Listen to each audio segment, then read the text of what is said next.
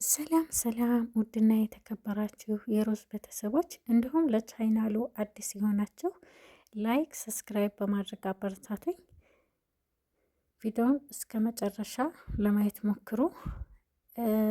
ዛሬ እንግዲህ ክፍል 6 የነ ሩብቃና አቤል እንግዲህ የአቤል ፍቅረኛ እቤት ድረስ አቤልን ለማየት ሄደች።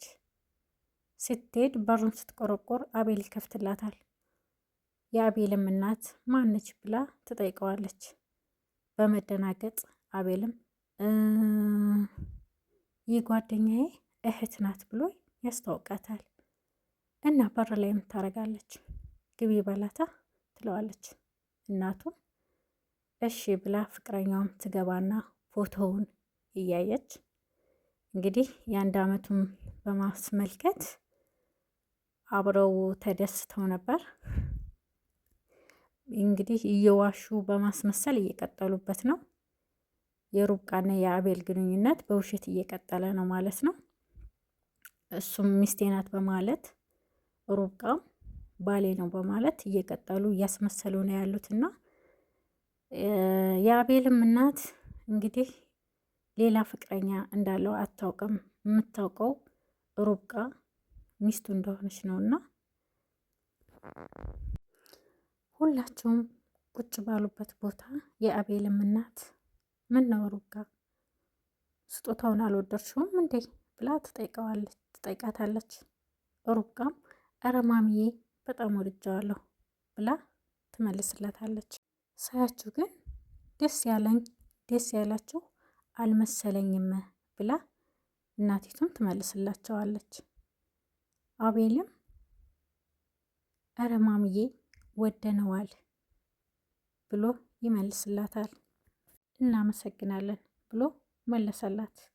ይኸውልሽ ልጆቼ ለአቤል ፍቅረኛ ይኸውልሽ ልጆቼ ከተገናኙ ትናንት 1 አመታቸው አለፈ ብላ ትነግራታለች። ትናንትና ስጦታው ሳይደርስልኝ ቀረ ዛሬ ሰጠኋቸው ብላ ለአቤል ፍቅረኛ ትነግራታለች። ግን ሳስበው የወደዱት አልመሰለኝም ብላ ፍቅረኛውም ትነግራታለች። ፍቅረኛውም እረ አሪፍ ነው እያለች ፎቶውን ስታይ ነበር፣ ግድግዳ ላይ የተለጠፈው ማለት ነው። ሩብቃም ተነሳችና በቃ ማሚዬ ቁርስ ልሰራ ነው ብላ ወደ ኩሽና ስትገባ ሪችም ተከትላት በቃ እኔም ለግዛት ብላ ገባች። የአቤልም ፍቅረኛ በቃ አቤል እኔ ልሄድ ስትል የአቤልም እናት እንዴ ትንሽ ቆይተሽ ትሄጃለሽ ምሳ በልተሽ ትላታለች። ብታይ ሩብቃ ምን አይነት ምግብ የሚጣፍጥ መሰለሽ የምትሰራው ብላ ሩብቃን ስታደንቃት ነበር። የአቤልን ፍቅረኛ ሌላ ጊዜ ቀምሰዋለሁ ብላ ተነስታ ልትወጣ ስትል አቤልም ፍቅረኛውን ተከትሎ ሊወጣ ሲል በቃ እመጣለሁ ብሎ ቁጭ ካለበት ተነስቶ ሊወጣ ሲል የአቤልም እናት እንዴ ቁርስ እየሰራች እኮ ነው ብላ ትለዋለች። አይ እዛው እበላለሁ ብሎ መልስ ይሰጣታል እናቱ። ያው የአቤል እናት እንግዲህ አቤል ፍቅረኛ እንዳለችው አታውቅም። ፍቅረኛው ሩብቃ እንደሆነች ነው የምታውቀው፣ ሚስቱ እንደሆነች ነው የምታውቀው እና ተከትሏትም ሊወጣ ነበር፣ ግን እናቱ አልፈቀደችለትም እና እሱም ግራ ተጋብቶ ቁጭ አለ። ሩብቃም ኩሽና ውስጥ ስራዋን እየሰራች ስትጨነቅ ነበር። ወይኔ ራስ ወዳድ ሁኜ የአቤልን ህይወት አበላሽሁት ስትል ስትጸጸት ነበር። ሪችም እንድስትል መለሰችላት። ታዲያ አንቺ ምን አረግሽ ብላ ስትላት ለማማ ሁሉን ነገር መናገር ነበረብን ብላ ትመልስላታለች። የአቤልም እናት ልጅቷን አልወደደቻትም፣ የአቤልን ፍቅረኛ አልወደደቻትም እና ለአቤልም እንደው ልጅቷን እኔ አልወደድኳትም ብላ ትነግረዋለች። አቤልም ምን አደረገች ብሎ ይጠይቃታል። ማድረግማ ምን ታረገኛለች በዚህ ቅጽበት ብላ ትነግረዋለች። እረ ጥሩ ልጅ ነች ብሎ ይመልስላታል እናቱ። እናቱም ይሆናል ብላ መልስ ሰጠችው። በቃ ማሚዬ እኔ ሩብቃን ላግዛት ብሎ ሲላት ጓደኛዋ እኮ አለች ብላ መለሰችለት። ለካ አለች እረስቸው ነው። እኔ ግን እምልሽ ማሚ ፎቶውን የት አግኝተሽው ነው ብሎ ጠየቃት። እናቱም እኔ ምን የሚያቅተኝ ነገር አለና ብላ ስትመልስለት አቤልም እሱማ አዎ ብሎ መለሰላት። ግን ፎቶውን የተነሳንበትን ቀን አላስታውሰውም ብዬ ነው ብሎ መለሰላት።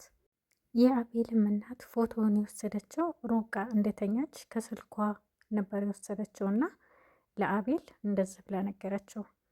ከስልኳን የወሰድኩት ብላ ስትነግረው እንዴ ማሚ ይሄ ፎቶ ከሩብቃ ጋር አለ እንዴ ብሎ ጠይቃት። አዎ ብላ መለሰችለት። አቤልም ግራ ተጋባ። አቤልም ግራ ተጋብቶ ወይኔ አቤል እኔ ላይ ድራማ እየሰራሽ ማለት ነው ብሎ ተናደደ። ምንድን ነው ብላ እናቱ ትጠይቀዋለች። ምንም አይደለም ማሚዬ ብሎ ተነስቶ ይሄዳል። አቤልም ተናዶ ተነስቶ ሲሄድ የአቤልም ፍቅረኛ ከወንድሙ ጋር ግንኙነት ያው ስላላት ትሄድና ከሱም ከአቤል የምትፈልገው ብር ብቻ ነው ወደው አይደለምና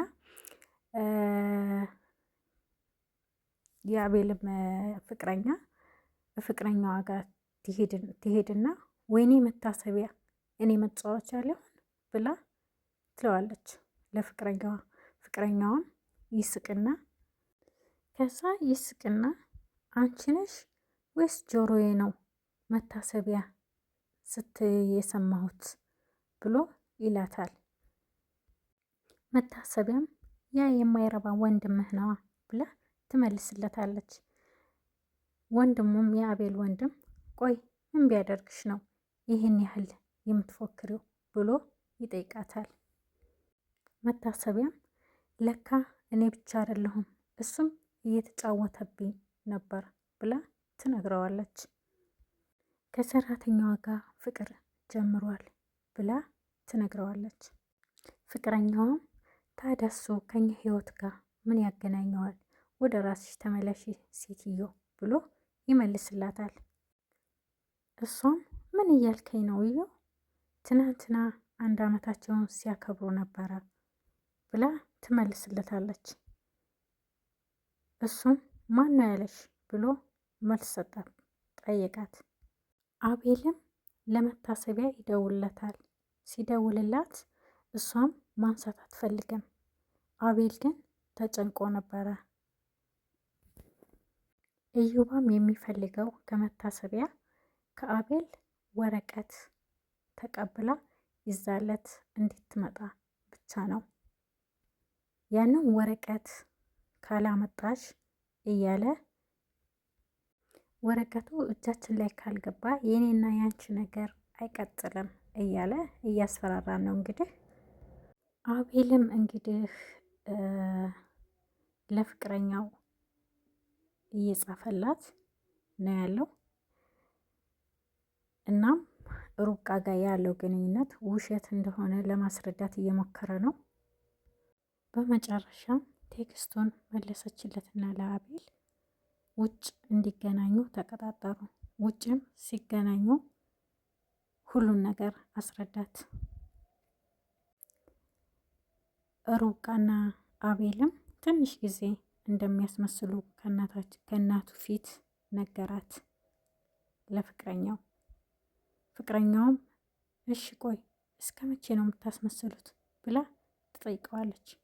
ትንሽ ጊዜ ብቻ ጠብቂኝ ብሎ ይነግራታል። የመታሰቢያ ፍቅረኛም የሚፈልገው ወረቀቱን ብቻ ስለሆነ መቼ ነው የምታድሩት አብራችሁ ብሎ ይጠይቃታል። መታሰቢያም እኔ እንጃ ብላ ትመልስለታለች። አቤልም እቤት ከገባ በኋላ ሩብቃን ክፍል ያስጠራታል። አቤል ፈለከኝ እንዴ ብላ ትጠይቀዋለች። አቤልም ተናዶ አንቺ ግን ማንሽ ብሎ ሲጠይቃት ነበር። አቤል አሁን ደግሞ ምን አጠፋሁኝ በማለት ትመለሰለታለች እና በመካከላቸው ጠብ ይፈጠራል። ቪዲዮ ደስ ካላችሁ ላይክ፣ ሰብስክራይብ አድርጉልኝ።